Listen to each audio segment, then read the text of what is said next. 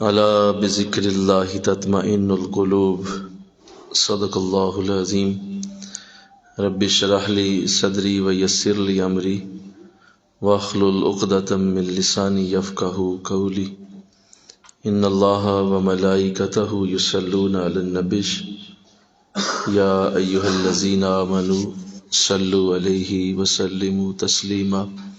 مل کے پڑھیے الصلاۃ والسلام علیک یا رسول اللہ وعلی آلک واصحابک یا سیدی یا حبیب اللہ، الصلاۃ والسلام علیک یا سیدی یا رحمۃ للعالمین وعلی آلک واصحابک یا سیدی یا خاتم النبیین۔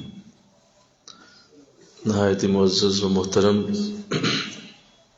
حاضرین و سامعین، اللہ کی دی ہوئی خاص توفیق سے آج انشاءاللہ العزیز جمعۃ المبارک کی اس نشست میں قرآن پاک کے حوالے سے ہی کچھ گفتگو مزید کرنے کی سعادت حاصل ہوگی۔ اللہ نے قرآن میں سورہ انفال کے اندر آیت نمبر 31 میں ارشاد فرمایا، بسم اللہ الرحمن الرحیم،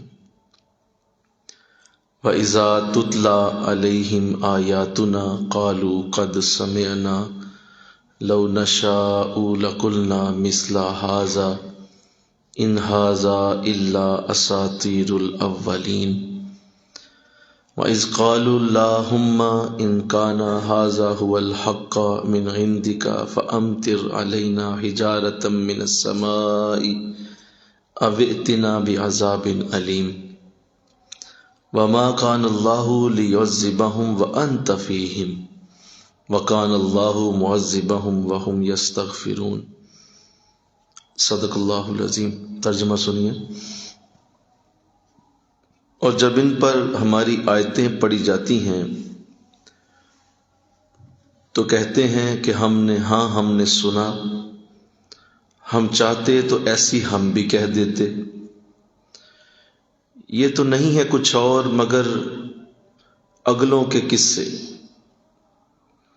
اور جب بولے کہ اے اللہ، اگر یہی قرآن تیری طرف سے حق ہے تو ہم پر آسمانوں سے پتھر برسا دے یا کوئی دردناک عذاب ہم پر لے آ۔ اور اللہ ان پہ کبھی عذاب نہیں ڈالے گا جب تک اے محبوب تم ان میں تشریف فرما، اور اللہ انہیں عذاب کرنے والا نہیں ہے جب تک وہ بخشش مانگ رہے ہوں۔ تو یہ دو آیات، آیت نمبر 31 اور 32 اور 33، تین آیات پڑھنے کی سعادت ملی ہے، جس میں اللہ نے ارشاد فرمایا کہ اے نبی، یہ جو ہماری آیتیں جب ان پہ پڑھی جاتی ہیں لوگوں پہ، اور جب تم انہیں اپنی آیتیں سناتے ہو تو یہ پہلا تو جواب یہ دیتے ہیں کہ ہاں ہم نے سنا ہے، اور ہم بھی ایسی ہی کہہ سکتے ہیں آیتیں، ہم بھی ایسا بول سکتے ہیں، کیونکہ یہ کچھ بھی نہیں ہے سوائے قصے کہانیوں کے۔ کبھی کوئی قصہ بیان کرتے ہو، کبھی کوئی قصہ بیان کرتے ہو، تو لہذا ہم اسے قصے کہانیاں ہی سمجھتے ہیں، لہذا ہم بھی ایسی بول سکتے ہیں۔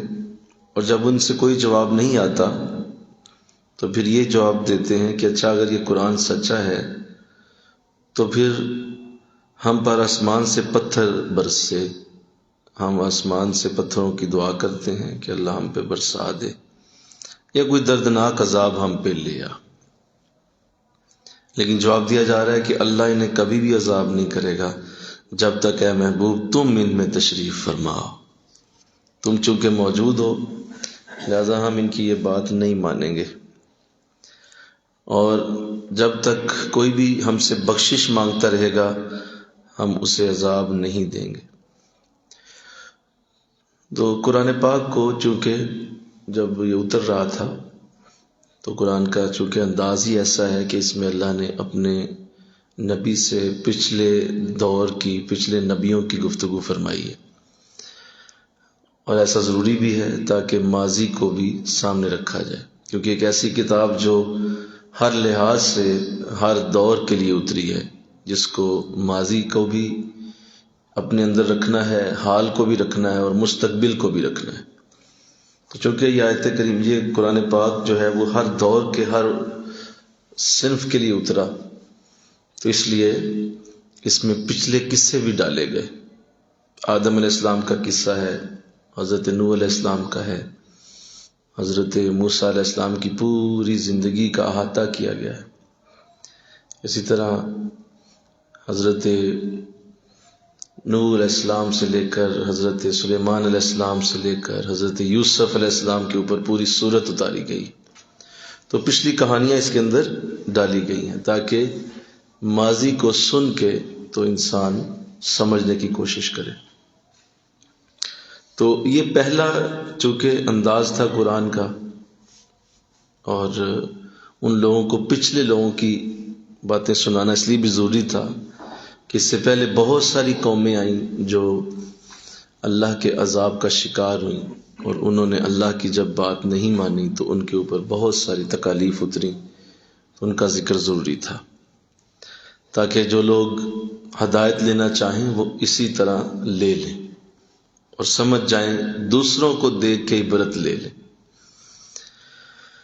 تو چونکہ قرآن کا یہ انداز تھا تو انہیں یہ دھوکہ لگ گیا کہ یہ لگتا ہے کوئی سٹوری بک ہے، کوئی کہانیوں کی کتاب ہے، لہذا یہ پھر ایسی بات کر رہے ہیں کہ جب ان پہ ہماری آیتیں پڑھی جاتی ہیں تو کہتے ہیں کہ ہاں ہم نے سنا ہے، اور ہم چاہتے تو ایسی ہم بھی کہہ دیتے، کیونکہ کہانیاں سنانے میں ان میں بڑے بڑے اعلیٰ لوگ تھے، کاہن، جو کہلاتے ہی کہانیاں سنانے والے تھے، تو وہ کاہن کہلاتے تھے، تو وہ کہتے ہیں ہم بھی بول سکتے ہیں، پچھلے دوروں کی باتیں کرنی ہے نا تو ہم بھی کر لیتے۔ تو یہ کچھ نہیں ہے مگر اگلوں کے قصے۔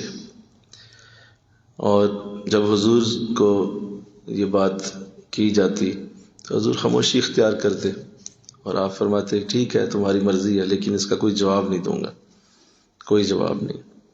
تو وہ کہتے ٹھیک ہے، آپ اگر اسے اگلوں کی کہانیاں نہیں سمجھتے اور آپ سمجھتے ہیں یہ قرآن ہی ہے، تو پھر آپ ایسا کریں، آپ دعا کریں نا کہ اللہ ہم پہ آسمانوں سے پتھر برسا دے، اور یہ پتھر ہم پہ برس جائیں اور کوئی دردناک عذاب ہم پہ اترے، پھر ہم جانیں گے کہ یہ سچا ہے۔ تو یہ بڑی سخت دعا تھی، بڑی سخت بد دعا تھی اپنے لیے، بڑا سخت جملہ ہے، اور اس طرح کا انداز اختیار کیا گیا۔ میں سمجھتا ہوں کہ یہ ایک آخری تیر تھا جو ان کے ترکش سے نکل گیا۔ آپ جب اپنی تمام بحث سے باہر آ جاتے ہیں اور تمام بحث سے آپ ختم کر دیتے ہیں تو پھر آپ یہ بات کرتے ہیں کہ ٹھیک ہے اب عذاب اللہ کا آ جائے۔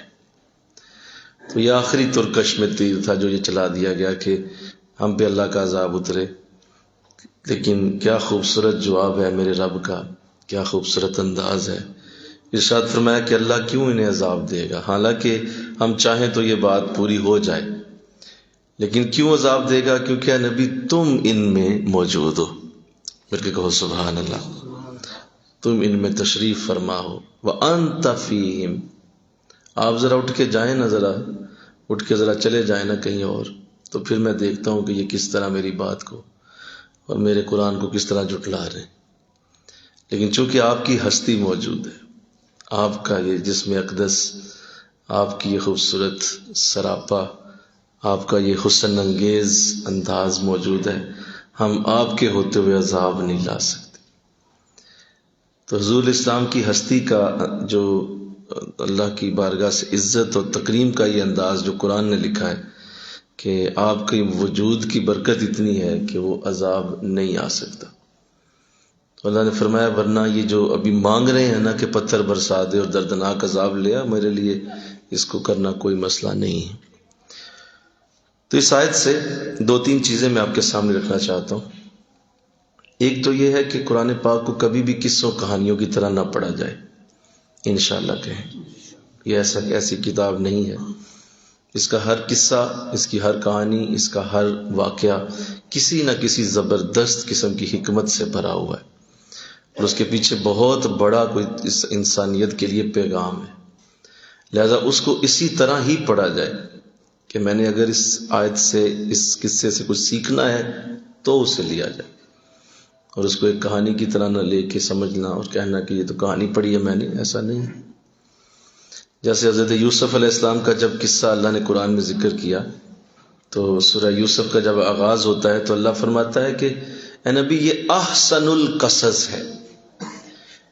اگر دنیا میں قصے سنائے جاتے ہیں، کہانیاں سنائی جاتی ہیں تو سنو میں احسن القصص تمہارے سامنے رکھنے لگا ہوں، سب سے بہترین قصہ، جس کو سننا بھی خوبصورت ہے، جس کو پڑھنا بھی خوبصورت ہے، جس کو سمجھنا بھی اعلیٰ ہے۔ ہم تمہیں اعلیٰ قصہ سناتے ہیں۔ حضرت یوسف علیہ السلام کا جتنا بھی معاملہ پیش کیا گیا اللہ نے اسے احسن القصص فرمایا، کہانیوں میں سب سے بہترین کہانی۔ لیکن اس کو ہم نے جب پڑھنا ہے تو اس کا انداز یہ نہیں ہوگا، اس کو بڑے دھیان سے، بڑے غور سے اس کو دیکھنا ہوگا کہ اللہ نے اس میں کیا فرمایا۔ ایک تو یہ بات اس سے سمجھ آئی، دوسرا اس میں یہ ذہن نشین رہے کہ اللہ نے قرآن کو یہ عزت دی ہے، قرآن کو یہ برکت دی ہے، قرآن کے اندر اللہ نے یہ نور رکھا ہے کہ جب بھی کوئی قرآن کے ساتھ ایسا انداز اختیار کرے گا کہ وہ قرآن کی توہین کا مرتکب ہوگا، قرآن کے انداز میں کہیں نہ کہیں اس کے انداز ایسے ہوں گے کہ وہ قرآن کے ساتھ ویسا نہیں ہوگا جیسے قرآن چاہتا ہے، تو ایک بڑی عجیب بات میں آپ کے سامنے رکھنے لگا ہوں۔ اللہ کی بارگاہ سے اس کو قرآن پڑھنے کی توفیق ہی چھین لی جاتی ہے، قرآن کی توفیق دور کر دی جائے گی۔ قرآن پڑھنے کا جو اصل انداز ہے وہ اس کو نہیں دیا جائے گا، اور اس کے قریب آنے سے قرآن خود احتراز کرے گا، دور ہو جائے گا۔ تو اس لیے قرآن کو جس طرح قرآن چاہتا ہے ویسے پڑھا جائے۔ آج کے دور میں اگر ہم دیکھیں تو قرآن پڑھنے کے بہت سارے انداز ہیں لوگوں کے۔ پہلا انداز یہ ہے کہ قرآن جب لوگ پڑھتے ہیں تو وہ حفاظ کا انداز ہے، حفظ کا۔ اس میں قرآن تیز پڑھا جاتا ہے، اس میں مسلسل ایک آیت کو بار بار دہرایا جاتا ہے۔ آپ نے دیکھا ہوگا حافظ جب قرآن حفظ کر رہے ہوتے ہیں تو وہ مسلسل تیز پڑھتے ہیں، رکتے نہیں ہیں، اپنی زبان کو تیز حرکت دیتے ہیں، دہراتے ہیں اور ہلتے رہتے ہیں ساتھ ساتھ، تاکہ قرآن کی آیت ان کے لیے حفظ ہو جائے۔ ایک یہ انداز ہے۔ دوسرا انداز جو ہے وہ گھروں میں پڑھنے کا ہے، جو کہ ایک آسان سا انداز ہے، لوگ پڑھتے چلے جاتے ہیں اور اس میں بڑے سافٹ سا انداز ہوتا ہے، سلو پڑھتے ہیں، بہت تیز نہیں ہوتا، بہت آہستہ بھی نہیں ہوتا، پڑھتے رہتے ہیں۔ یہ دوسرا انداز۔ تیسرا انداز جو ہے وہ قاری حضرات کا ہے۔ قراء حضرات جب پڑھتے ہیں قرآن تو وہ بڑی خوبصورت تلاوت کے، اس کو اتار چڑھاؤ کے انداز میں، اس کی زیر زبر پیش کو دیکھتے ہوئے، جزم کو، شد کو، مد کو کتنا لمبا کرنا ہے، کتنا چھوٹا کرنا ہے، کہاں رکنا ہے، کہاں اونچا رکھنا ہے، کہاں نیچا کرنا ہے، پورا دھیان رکھتے ہیں۔ اور پھر ساؤنڈ سسٹم بھی لگا ہوا ہے، کئی 100 لوگ سامنے بیٹھے سن رہے ہیں، تو ایک تلاوت کا ایک خوبصورت ماحول بنا کے پڑھا جاتا ہے قرآن۔ ایک یہ انداز۔ اور ایک انداز جو ہے وہ قرآن کا تراویح کے اندر ہے، جو تراویح میں جب پڑھتے ہیں لوگ تو اس میں بھی قرآن آپ کے سامنے کس طرح لوگ پڑھ رہے ہوتے ہیں، بہت تیز باز پڑھتے ہیں اور تیزی سے پڑھ کے تو اس کو ختم کرنے کی کوشش میں لگے ہوتے ہیں اور سجود رکوع ہوتے ہیں۔ تو یہ کتنے انداز ہو گئے بولو؟ 4۔ کتنے جی؟ 4 انداز ہو گئے جو مروج ہیں، رواج ہے جن کا۔ میں پھر دہراتا ہوں، پہلا انداز حفظ کا، دوسرا انداز گھروں میں، تیسرا انداز قاری حضرات، چوتھا انداز تراویح۔ یہ چاروں انداز قرآن کے پڑھنے کے آپ کو نظر آئیں گے۔ اس کے علاوہ کوئی ہے تو مجھے بتا دیں، اس کے علاوہ کیا ہے؟ نہیں ہے۔ اب یہ چاروں ہی مطلوب نہیں ہیں۔ کیا بولا میں نے؟ مطلوب نہیں ہے۔ یہ اچھے ہیں، قرآن پڑھا ہی جاتا ہے، لیکن اللہ کو مطلوب نہیں، ریکمینڈڈ نہیں، اللہ کو یہ چاہیے نہیں۔ اللہ کو کیا چاہیے؟ وَرَتِّلِ الْقُرْآنَ تَرْتِيلًا۔ سب سے پہلے تو یہ چاہیے، قرآن کو رک رک، ٹھہر ٹھہر کر پڑھو۔ یہ پہلا انداز اللہ کو چاہیے، حکم دیا کہ وَرَتِّلِ الْقُرْآنَ تَرْتِيلًا، ترتیل لے کے آئیں، رکیں، سٹے کریں، بہت آرام سے پڑھیں، کوئی ضرورت نہیں ہے۔ اور دوسرا افلا یتدبرون القرآن، تم قرآن پہ غور کیوں نہیں کرتے؟ ام علی قلوب اقفالھا، کیا تمہارے دلوں پہ تالے پڑے ہوئے ہیں؟ میں اسی بات سے جو بھی آپ کے سامنے آیت رکھی، پچھلے دنوں قرآن آسان کورس ابھی ہمارا چل رہا ہے، تو ایک خواب دیکھی میں نے اسی دوران۔ ایک بہت بڑا کوئی علاقہ ہے، محلہ سمجھ لیں، تو وہاں ایک ساتھی ہے میرے ساتھ، میں وہاں گیا ہوں۔ تو جب وہاں پہنچے ہیں تو انہوں نے کہا جی میرا یہاں گھر ہے، تو وہاں آپ کو لے جاتا ہوں۔ جب میں وہاں پہنچا ہوں تو وہ ساتھی خود بھی حیران ہوئے ہیں کہ ان کے گھر کے مین گیٹ پہ تالا لگا ہوا ہے۔ تو بڑے حیران ہوئے کہ یہ تالا لگا ہے۔ میں نے بھی اس سے کہا، خواب میں ہی اسے کہہ رہا ہوں کہ آپ کے گھر میں تو تالا لگا ہوا ہے۔ تو وہ حیران ہوا ہے، لیکن اس نے جب اوپر دیکھا تو اوپر ان کی کھڑکیاں جو سامنے نظر آ رہی تھی، اوپر 2-3 سٹوری وہ گھر تھا، تو کھڑکیوں کے باہر بھی تالے لگے ہوئے ہیں۔ تو اس نے کہا لگتا ہے گھر والے کہیں گئے ہوئے ہیں۔ تو مجھے کہتا ہے حضرت چلیں ادھر سے گلی سے نکلتے ہیں، تو آگے میں پوچھتا ہوں کسی سے کہ کدھر گئے ہیں۔ جب ہم گلی میں گئے ہیں تو میں دور تک دیکھتا ہوں سارے گھروں کے دروازوں پہ تالے لگے ہوئے، ہر گھر پہ تالا لگا ہوا ہے، مین گیٹ پہ تالا تالا تالا، سارے گھروں پہ، ایون آگے تک پھر چوک تک ہم گئے ہیں، سارے گھروں پہ تالے ہیں۔ تو خیر یہی دیکھا، آنکھ کھل گئی، بڑا حیران ہوا۔ صبح تک مجھے یاد رہا کہ یہ میں نے کیا دیکھا ہے۔ بہت غور کیا، اللہ سے دعا مانگی، مولا مجھے اس کی تعبیر کھولی جائے۔ کچھ پڑھنے کے لیے بھی حضرت نے بتایا ہوا ہے کہ جب تعبیر نہ کھلے تو وہ پڑھ لیا کریں، اللہ تعبیر کھول دیتا ہے۔ وہ بھی پڑھا تو کہیں شام کو جا کے وہ تعبیر اللہ نے دل میں اتاری، اور یہی آیت قرآن کی میرے دل میں اتار دی گئی، کیا تمہارے دلوں پہ تالے پڑے ہوئے؟ تو مجھے یہ بتایا گیا کہ آپ یہ جو قرآن پڑھا رہے ہیں، جو آپ قرآن سکھا رہے ہیں، یہ جو آپ قرآن کا کورس کرا رہے ہیں، آپ کو پتہ ہے لوگوں کے دلوں پہ تو تالے پڑے ہوئے ہیں۔ اور لوگوں کے دلوں کا تو یہ انداز ہے کہ ہر طرف ہر گھر میں اسی طرح کا انداز کہ وہ تالے لگے ہوئے ہیں، قرآن کیسے سمجھائے گا کسی؟ تو اس لیے بڑی تکلیف ہوئی، بہت زیادہ دکھ ہوا، لیکن دعا بھی کی کہ مولا اگر تالے لگے ہیں تو اتارنا بھی تو تیرا ہی کام ہے نا، مل گو نا، سبحان اللہ، اگر لگے ہیں تو اس کا بھی تو نہیں اتارنا نا۔ تو قرآن نے جب تالے کا ذکر کیا تو اس کا مطلب یہی ہے کہ لوگ سمجھنا ہی نہیں چاہتے، اس طرف آنا ہی نہیں چاہتے، ان کا یہ ذوق ہی نہیں ہے، یہ شوق ہی نہیں ہے۔ گھروں کے گھروں میں تالے لگے ہوئے ہیں، آپ کس کو پڑھا رہے ہیں؟ تو اس قدر دل پہ یہ اثر ہوا کہ، لیکن جو شوق تھا وہ پہلے سے زیادہ بڑھ گیا کہ انشاءاللہ اللہ وہ دن بھی لائے گا کہ یہ سارے تالے کھل جائیں گے، انشاءاللہ اللہ کھول دے گا، ذہنوں کے شعور کے تالے کھلیں گے، اور قرآن کی طرف تمہیں آنا پڑے گا، تمہیں آنا پڑ جائے گا، ہر صورت پڑے گا، اس کے علاوہ تمہارا گزارا نہیں۔ انسان کبھی بھی اپنی اصل کو نہیں چھوڑ سکتا، تمہیں اپنی اصل کی طرف ضرور لوٹنا ہے، تمہاری جو اصل ہے نا تم نے واپس ضرور آنا ہے، چاہے کسی بھی رنگ میں آؤ۔ تو لہذا مجھے بڑی اس بات کی ذہن میں رہی کہ کوشش تو ہم کر رہے ہیں، اللہ کرے اس تالے کو اللہ کھول دے انشاءاللہ، لوگوں کے ذہن وسیع ہو، شوق پیدا ہو، شوق بیدار ہو کہ قرآن کے لیے اللہ نے اتنا بڑا لفظ اتار دیا کہ نبی مانگتے ہیں یہ عذاب لیکن ہم نہیں اتاریں گے، کیونکہ آپ ان میں موجود ہیں اور آپ صاحب قرآن ہیں، آپ قرآن والے ہیں، لہذا ہم آپ کے ہوتے ہوئے کبھی بھی نہیں ایسا کریں۔ اللہ تو اللہ توفیق دے دے، آمین کہہ دو۔ تو میں جب عرض کر رہا تھا کہ یہ چاروں مطلوب نہیں ہیں، اچھے ہیں، خوبصورت انداز ہیں، لیکن یہ اللہ کو چاہیے نہیں۔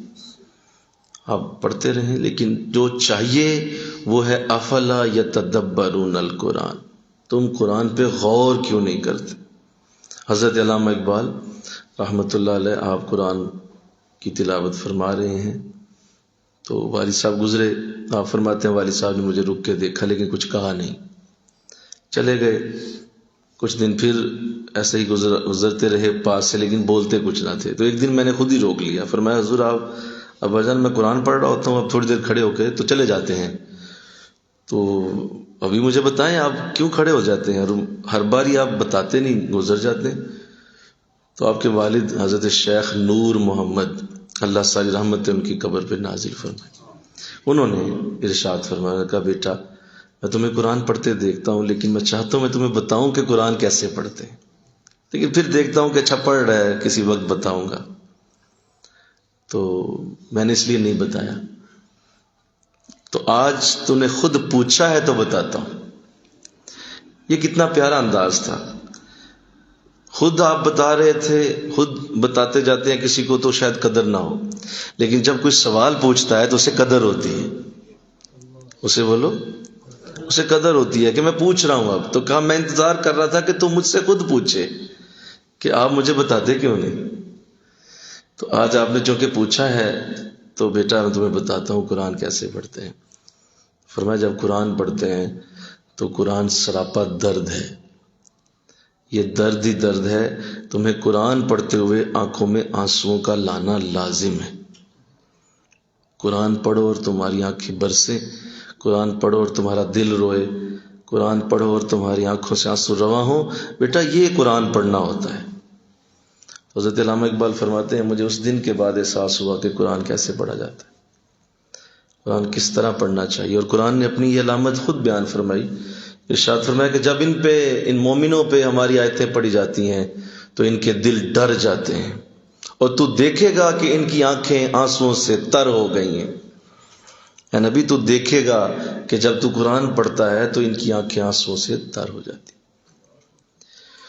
لہذا یہ وہ ترتیب، وہ افلا یتدبرون اس لیے کہا گیا کہ وہ تمہیں یہ آنسوؤں کا انداز نہیں آئے گا اگر تمہیں تدبر کی عادت نہیں، غور کرنے کا اس کے اندر جذبہ نہیں. جو اللہ کو مطلوب ہے، اللہ کو جو چاہیے قرآن سے، وہ مطلوب یہی ہے، غور کرو.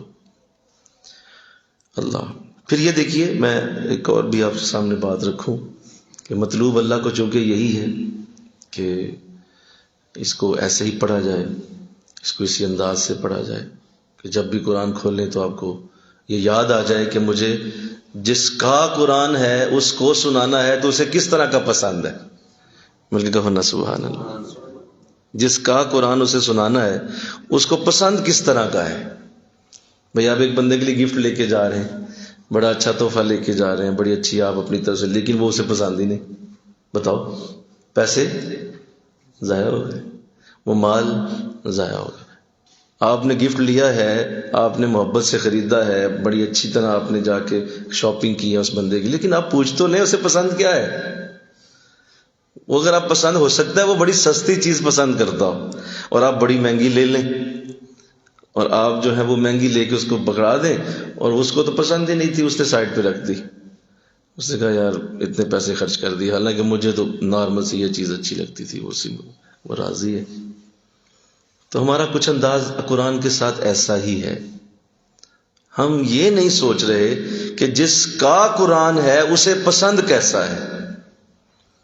اس پسند قرآن کے لیے ہمیں محنت بھی تھوڑی کرنی پڑے گی، ہمارے لیے اس پہ مشقت بھی کم ہے، کیونکہ ہم جس نبی کی امت ہیں اس کا نام محمد رسول اللہ صلی اللہ، وہ ہماری مشقت چاہتا ہی نہیں. اس پہ ہمارا مشقت میں پڑنا بڑا گراں گزرتا ہے. قرآن کہتا ہے کہ یہ بڑے حریص ہیں تمہارے لیے، انہیں تمہارا مشقت میں جانا بڑا گراں گزرتا ہے، یہ تمہیں مشقت میں نہیں دیکھ سکتے، لہذا مشقت تو وہ چاہتے ہی نہیں. تو اللہ کو بھی مطلوب تھا کہ ایک آیت پڑھی جاتی، اس کی ڈیٹیل، اس کی تفسیر، اس کے اندر کی گفتگو، اس کا پورا اتار چڑھاؤ دائیں بائیں پڑھ لیا جائے. اللہ خوش، فرشتے بھی خوش، نبی بھی خوش، قرآن بھی خوش، سارے خوش ہو گئے کہ آپ نے صحیح وہی انداز اختیار کیا جو قرآن کو مطلوب ہے، اللہ کو مطلوب ہے، اللہ پسند کرتا ہے. یہی تحفہ چاہیے تھا. ایک آیت پڑھی، اس کو اچھی طرح سن لیا، پڑھ لیا، دیکھ لیا، اٹھ بند کر کے قرآن چلے گئے. اللہ خوش ہو گیا، میرے بندے نے کمال کر دیا. اللہ مولانا روم رحمۃ اللہ علیہ ایک بڑی اچھی مثال دیتے ہیں، اور آپ اپنی مثنوی میں سے لکھتے ہیں. آپ فرماتے ہیں قرآن کو اس طرح پڑھنا اور یہ جو دوسرا انداز لوگ کرتے ہیں اس طرح پڑھنا. اس کی مثال یہ ہے کہ ایک شخص سے یہ کہا جائے کہ آؤ تمہارے لیے 2 انتخاب ہیں، پہلا انتخاب تم نے کرنا ہے 100 من پیاز کا، 100 من پیاز ہے، اور دوسرا انتخاب جو ہے وہ 1 کلو سونا ہے. 1 کلو سونا، اس کی ایک ڈلی 1 کلو کی وہ پڑی ہے، اور دوسری طرف 100 من پیاز پڑا ہے. تو تم کیا اٹھاؤ گے؟ اب حضرت مولانا روم فرماتے ہیں ہمارے جیسے جو لوگ ہیں نا، ہم کہتے ہیں واہ 100 من تو بڑا وزن ہے یار، یہ تو کمال ہو گیا، یہ تو بڑی مقدار ہے، بہت زیادہ مقدار ہے. وہ فوراً 100 من کی طرف جائے گا.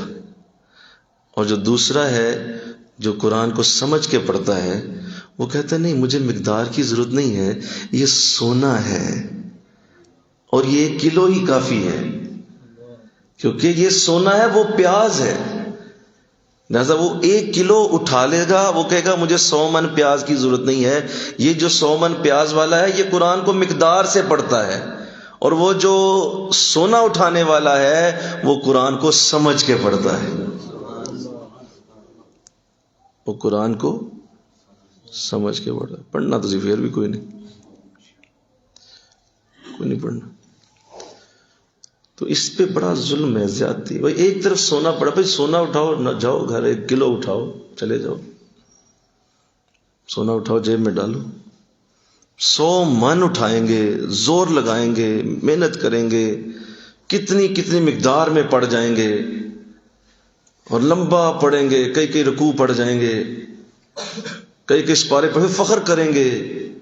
پھر رمضان میں ایک دوسرے سے دوڑ لگائیں گے، پھر پوچھیں گے تم نے کتنے ختم کیے، ایک کہے گا میں نے اتنے کیے، دوسرا کہے گا اتنے کیے، تیسرا شرم دلائے گا تم دونوں پیچھے رہ گئے، میں نے تو اتنے کیے.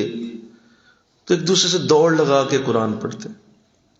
نہ ایسا حضور نے کہا، نہ صحابہ نے کیا، نہ کسی اللہ والے کا یہ عمل. قرآن جس طرح مطلوب ہے ویسے ہی پڑھنا ہے انشاءاللہ. کہو جیسا مطلوب، جس طرح اسے چاہیے، جس طرح اس کو طلب ہے، وہ خود اس پہ حکم دے رہا ہے تدبر کرو. وَلَقَدْ يَسَّرْنَا الْقُرْآنَ، ہم نے قرآن کو آسان بنایا. فَهَلْ مِن مُدَّكِرٍ، تو تم میں ہے کوئی اسے غور سے پڑھے؟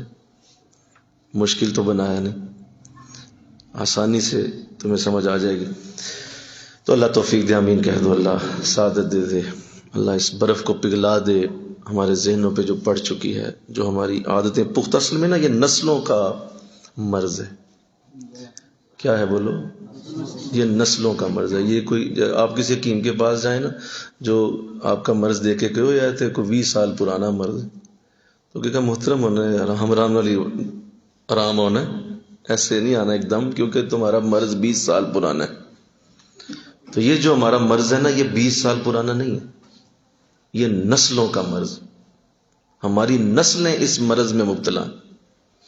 ہمارے بڑے بھی ایسے پڑھتے رہے، ان کے بڑے بھی ایسے پڑھتے رہے، اور بلکہ جن کو کوشش کر کے بندہ کہہ بھی دیتا ہے نا، تو وہ کہتا ہے جی آپ مولوی صاحب ہیں، آپ پڑھیں، ہمارے پاس اتنا نہیں ہے، ہم ایسے ٹھیک ہے، ہم قرآن ہی پڑھتے ہیں.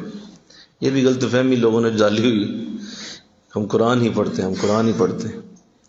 قرآن کیسے پڑھتے ہیں آپ؟ یقیناً الفاظ کا اپنا نور ہے، اس میں کوئی شک نہیں ہے، لیکن ہمارے لیے تو تب بنے گا جب ہم اسے سمجھ کے پڑھیں گے، تب قرآن بنے گا. ورنہ وہ الفاظ ہیں، ان کا نور تمہیں ملتا رہے گا، ثواب تمہیں ہوتا رہے گا، لیکن اس کی اصلیت تم تک نہیں آئے گی، اس کی برکت تم تک نہیں آئے گی. حضرت مولانا روم نے جب اس کلام کو چھیڑا تو آپ نے پھر کئی حکایات لکھی ہیں، اس میں کئی حکایات. ایک حکایت میں آپ نے یوں بھی لکھا کہ ایک بادشاہ نے کسی شخص کو ایک خط بھیجا، اپنے کسی وزیر کو بھیجا، اور اسے کہا کہ یہ خط ہے تمہارے لیے.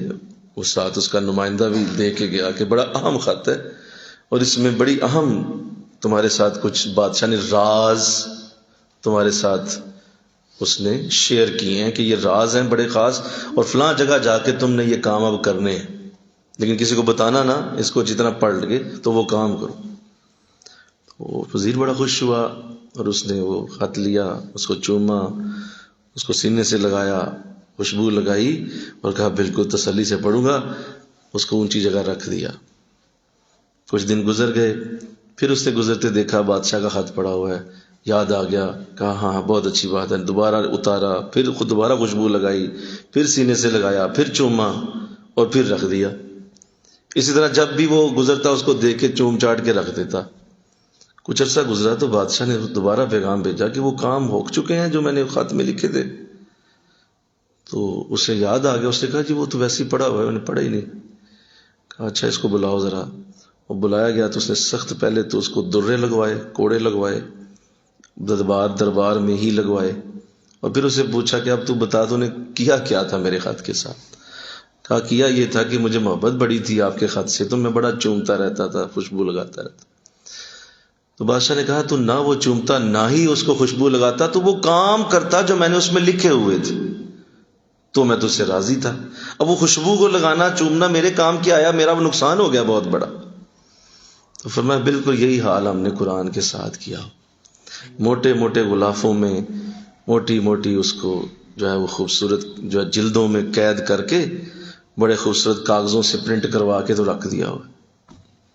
پرنٹنگ بہت اچھی ہے، غلاف بہت اچھا ہے، الماری بھی بڑی اونچی ہے، اور اس پہ بڑا خوبصورت، بلکہ اب تو میں نے دیکھا ہے کہ وہ انہوں نے قرآن کے لیے ایک الگ سے ایک لکڑی کی بنائی ہوتی ہے، وہ ایک ریل کہہ لیں یا مطلب ایک باکسا کہہ لیں، اس کے اندر پھر رکھ دیتے ہیں اس کو۔ یعنی ایک تو غلاف، اوپر سے موٹی سی جلد، پھر وہ موٹی سی لکڑی کی بنی ہوئی موٹا سا باکس، اس کی پھر کنڈی، اس کنڈی کو بھی آگے سے چھوٹا سا تالا۔ چاہتے کیا ہو بھائی؟ وہ لگا کے تو اس کو رکھ دیا ہے اور بڑا خوش ہوتا ہے، تو وہ قرآن پڑھا ہوا۔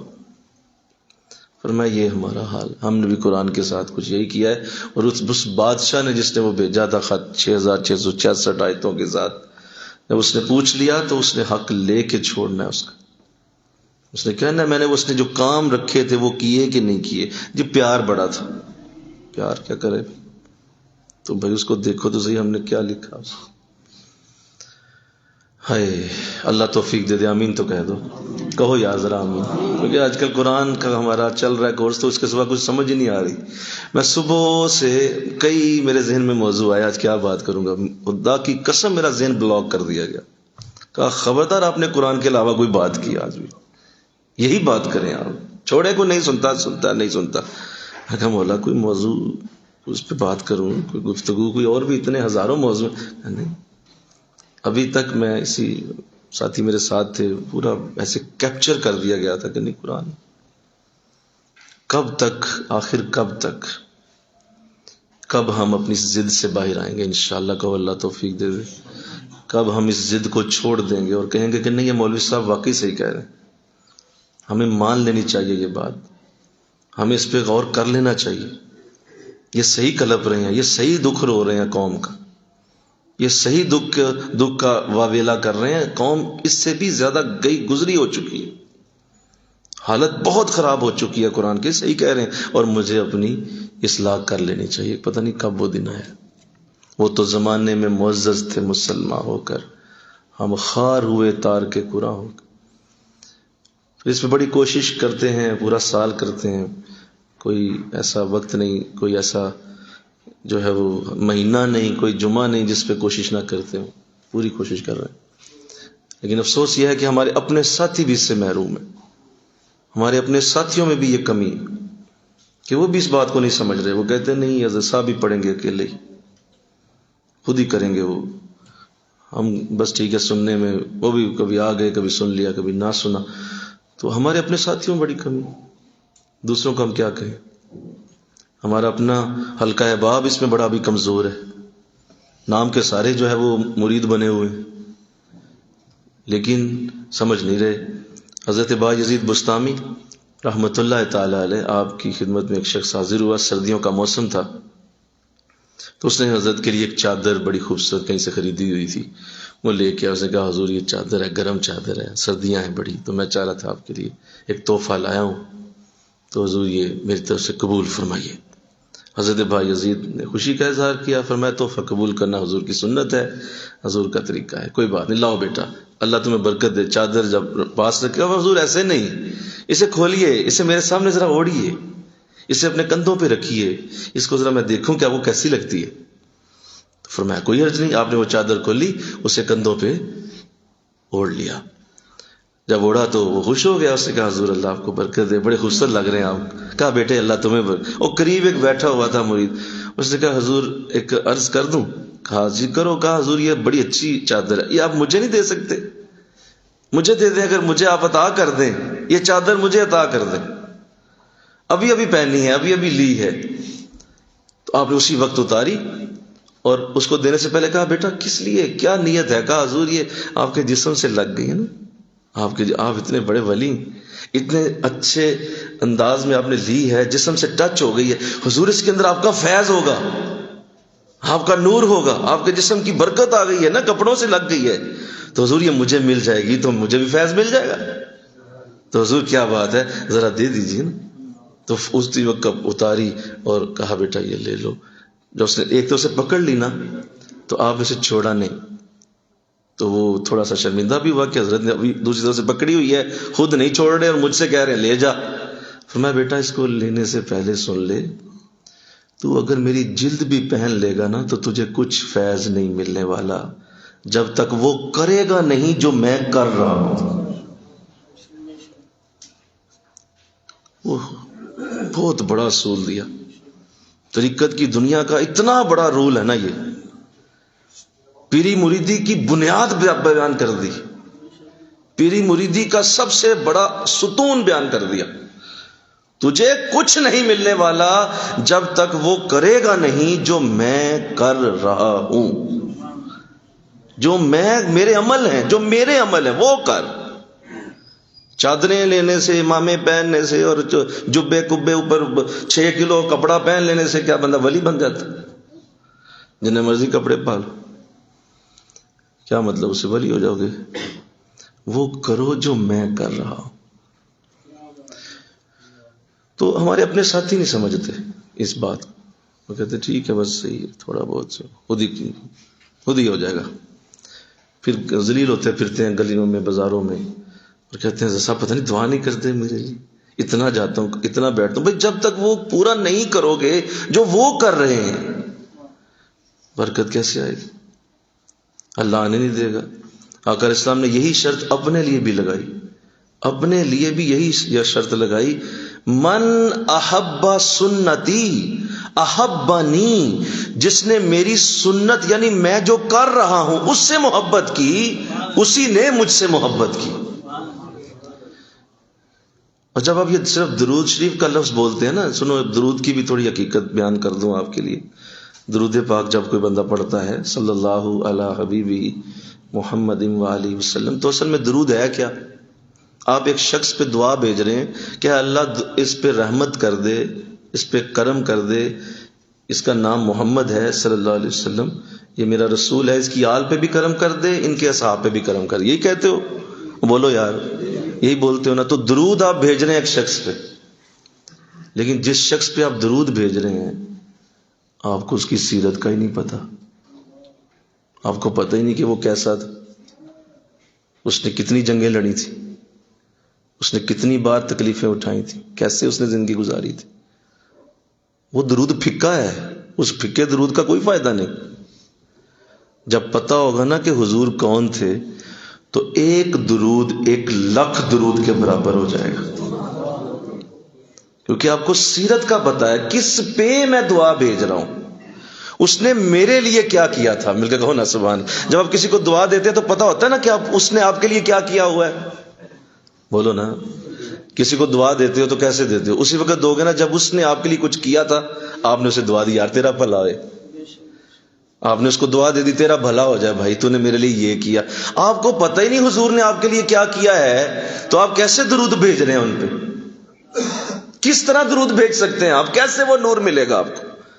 آپ یہ جانیں تو صحیح کہ حضور نے آپ کے لیے کیا کیا ہے۔ اور جس دن یہ پتہ چل گیا زیارت پہلے ہو جائے گی، آپ حضور کی زیارت ہو۔ لیکن چونکہ حضور کو جانے بغیر درود پڑھتے رہتے ہیں، حضور ہیں کون، عہدہ کیا ہے، آپ کا معیار کیا ہے، سٹینڈرڈ کیا ہے، کتنے بڑے لیول پہ کھڑے ہیں آپ، میرے ساتھ ان کا مقابلہ کیسے ہے، نبیوں کے ساتھ کیسے مقابلہ ہے، آدم نے ان کے بارے میں کیا کہا، نوح کیا کہہ گئے، موسیٰ نے کیا عرض کی، ابراہیم نے کیا بولا، ابو بکر کیا کہتے رہے، مل کے کہو نا سبحان اللہ، عمر کیا کہہ گئے، علی کیا بول گئے، حضرت اماں فاطمہ میرے اپنے والد کے لیے کیا بات کر گئی، اماں عائشہ کیا بولی۔ جس دن یہ پتا چلا ایک درود بھی پورے دن میں کافی ہے، ایک درود، کیونکہ جان کے پڑھ رہے ہو حضور کون ہے پتہ ہی کوئی نہیں، پھکے درود بھیجتے رہتے ہو حضور پہ، پھکے جن میں کوئی مزہ نہیں، جن میں کوئی چس نہیں، جن کے اندر کوئی ذوق نہیں، کوئی اس کے اندر وہ چاشنی نہیں، اس درد کس بندے نے میرے لیے کیا پتہ ہی کوئی نہیں۔